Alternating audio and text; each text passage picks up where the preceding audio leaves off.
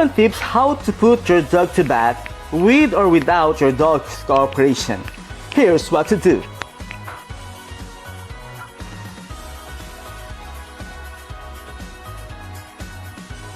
Number 1.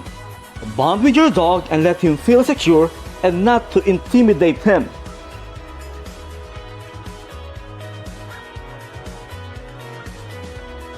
Number 2. Use lukewarm water, or it depends on the temperature of your country.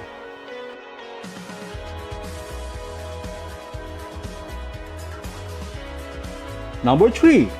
Talk to your pet in a calm and reassuring voice and don't shout or scare them.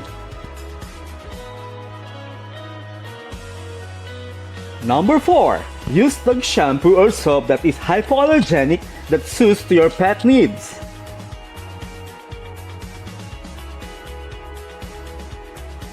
Number 5. Rinse well and check if there's any shampoo or soap all over his body that is left.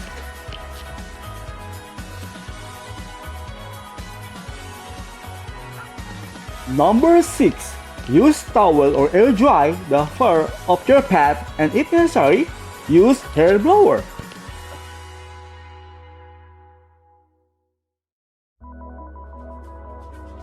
Number 7.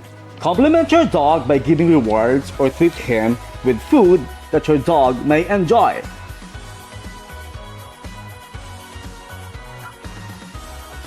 May this video help you to take good care of your dog while putting them to bed.